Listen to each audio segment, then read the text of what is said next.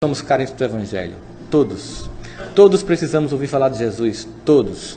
Todos necessitamos disso. Uma coisa que me incomoda no movimento espírita é a quantidade de pais que não levam os filhos para a evangelização infantil e de adolescentes. E o discurso é ridículo.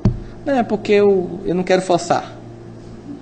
Ninguém então radicaliza a ideia e não leva para o colégio. Deixa ele estudar quando ele quiser. Deixa ele dormir quando ele quiser. Deixa ele comer quando ele quiser. Deixa ele crescer quando ele quiser. Você tem que fazer as escolhas. Uma pesquisa seríssima foi feita em 22 países sobre o que leva, e eram com estudantes de medicina desses 22 países, o que levam esses estudantes, que vão estar ali no meio do curso, né, com 22 anos de idade, mais ou menos, você entra com 17, né?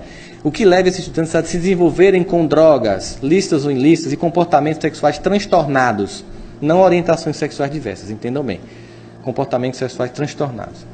E aí começaram a fazer o corte da pesquisa para saber quais eram os elementos, as variáveis, o que variaria para dar explicação aos que não se envolviam e aos que se envolviam. E começaram a, então, investigar mais profundamente. E descobriram que não era raça. Isso independia da raça. Não era sexo. Isso independia do sexo. Não era cultura. A cultura não era uma variável que determinava isso. Não era ser um homem ou uma mulher. Também não variava. Não era ser de classe média ou pobre.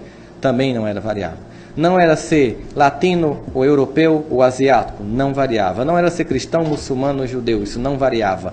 Então eles foram aumentando o corte da pesquisa para chegar à variável determinante do comportamento aos 22 anos. Chegaram aos 6. Aos 6 anos.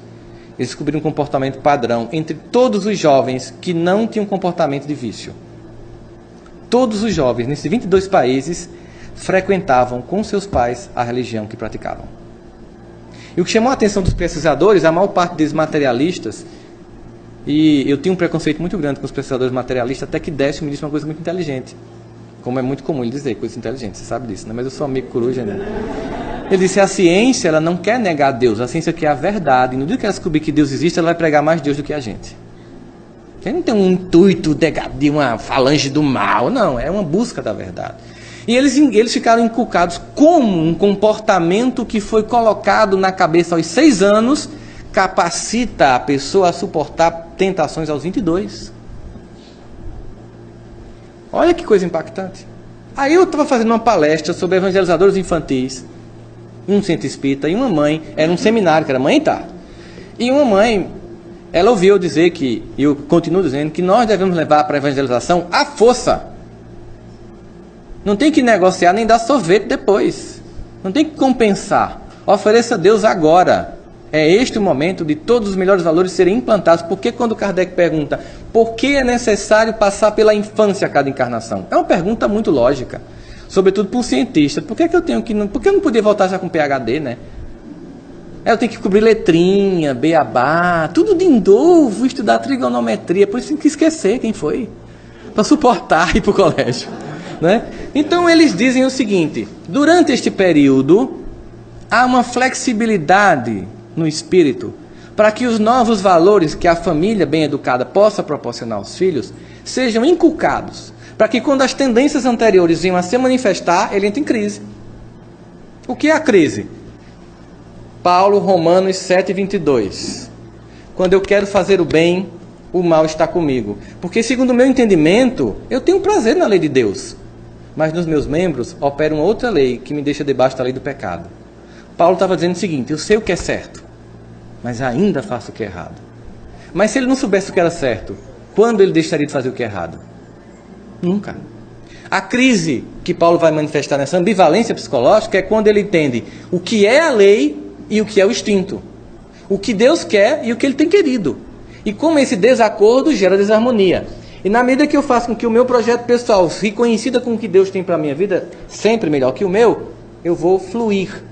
Então significa dizer que quando você evangeliza seu filho oferecendo valores de Deus, e imagina o seguinte, ele passa a semana inteira ouvindo músicas que sem comentários, letras que sem comentários, personagens que também sem comentários, minisséries e filmes e valores dos amiguinhos, e você tem a oportunidade de gratuitamente durante 1 hora, colocar esta criança e adolescente para ouvir falar de Deus e de valores.